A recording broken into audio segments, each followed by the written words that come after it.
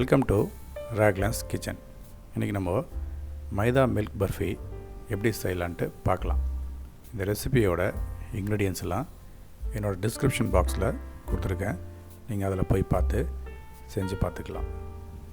அதுக்கு முன்னாடி என் சேனலுக்கு சப்ஸ்கிரைப் பண்ணிக்கிங்க, கூடவே பெல் ஐக்கானை ப்ரெஸ் பண்ணிக்கிங்க. இப்போ நம்ம எப்படி செய்யலான்ட்டு பார்க்கலாம். இதுக்கு ஃபஸ்ட்டு நான் ஒரு பால் பாத்திரம் எடுத்துருக்கேன். இந்த பால் பாத்திரத்தில் 1 லிட்டர் பால் ஊற்றிப்போம்.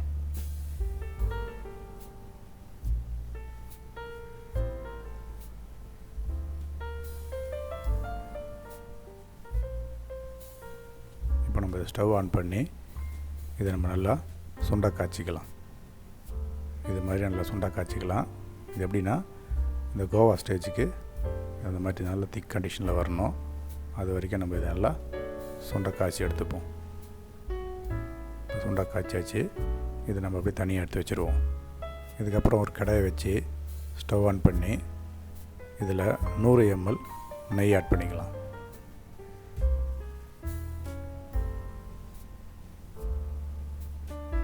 இப்போ பார்த்திங்கன்னா நெய் நல்லா மெல்ட் ஆகிடுச்சு. இந்த சமயத்தில் 200 கிராம் மைதா சேர்க்குறேன். இந்த நெய்யோட கொஞ்சம் கொஞ்சமாக கொட்டி நம்ம கரண்டியில் கிண்டி விட்டுட்டே இருப்போம்.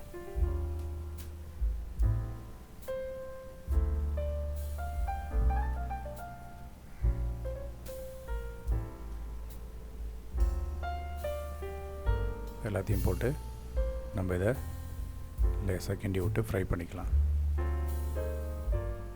இந்த மைதாவை நம்ம லேசாக கோல்டன் கலர் வர வரைக்கும் ஃப்ரை பண்ணிக்கலாம்.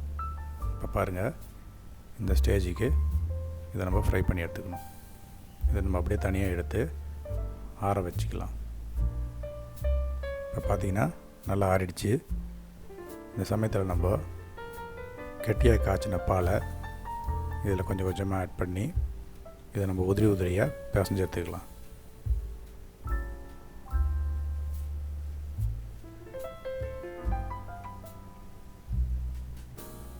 இருக்க பாலெல்லாம் கொஞ்சம் கொஞ்சமாக நம்ம ஆட் பண்ணிக்கலாம்.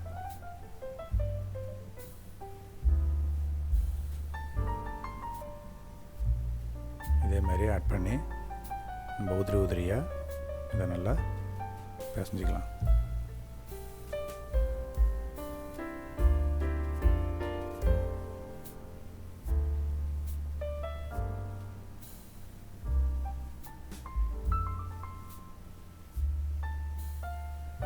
நல்லா உதிரி ஆகிறதுக்கு நம்ம இதை 2 கையில் வச்சு கூட இது மாதிரி ரப் பண்ணி உதிரி ஆக்கிக்கலாம். இந்த மாதிரி பண்ணுறதுனால நல்லா உதிரியாக நல்லா தனித்தனியாக வரும்.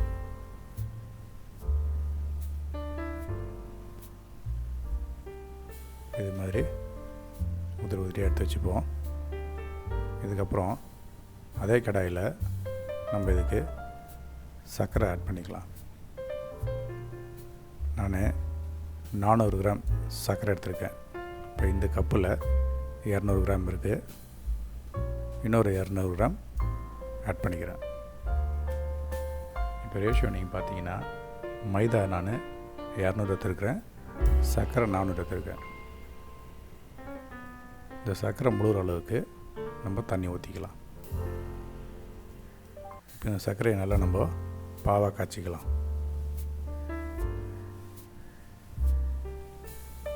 இப்போ பார்த்திங்கன்னா நல்லா பாவு ஸ்டேஜுக்கு வந்துடுச்சு. இந்த மாதிரி 2 கம்பி ஸ்டேஜுக்கு வந்தால் போதும். இப்போ பார்த்திங்கன்னா இந்த ஸ்டேஜில் நம்ம ரெடி பண்ணி வச்ச மைதாவை இதில் கொஞ்சம் கொஞ்சமாக உதிரியாக போட்டுக்கலாம். போட்டு கட்டி இல்லாமல் அப்படியே கிண்டி விட்டுக்கலாம்.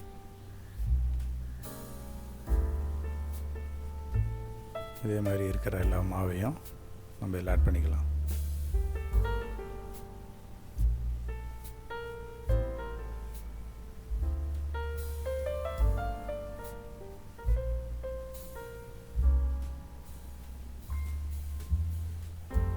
இந்த மாதிரி கட்டி இல்லாமல் இதை நம்ம கிண்டிக்கிட்டே இருக்கணும்.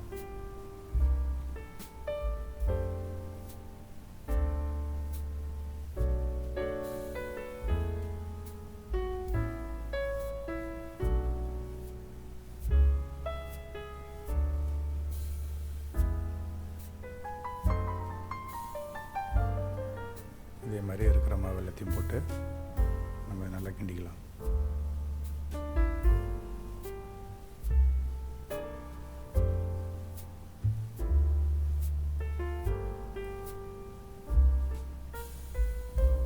இது நல்லா கெட்டியாகி வர வரைக்கும் நம்ம இதை கிண்டி விட்டுக்கிட்டே இருப்போம்.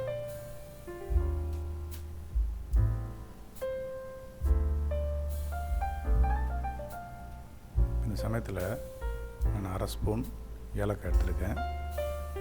ஏலக்காய் தூள் இதில் ஆட் பண்ணி இதையும் அதோடு சேர்த்து நல்லா பரட்டிக்கலாம்.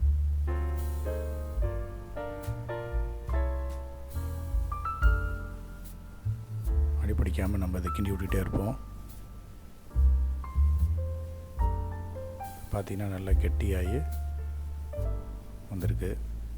இந்த சமயத்தில் நம்ம ஒரு பிளேட்டில் மீதி உள்ள நெய்யை இதில் ஊற்றி இதை தடவிக்கலாம்.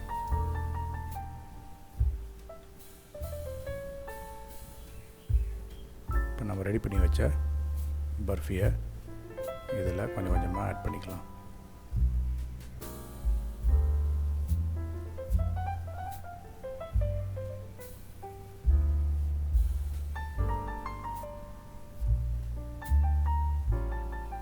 எல்லாத்தையும் போட்டு நல்லா ஸ்ப்ரெட் பண்ணி விட்டுக்கலாம்.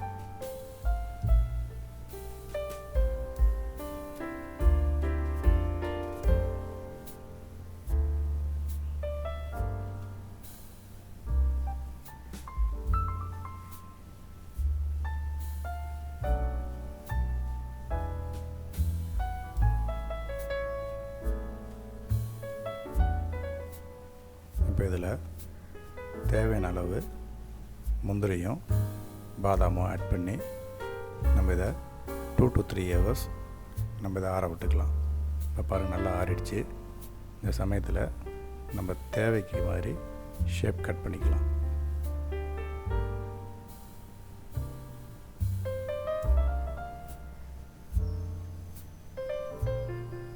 நான் ஸ்கொயராக கட் பண்ணியிருக்கிறேன்.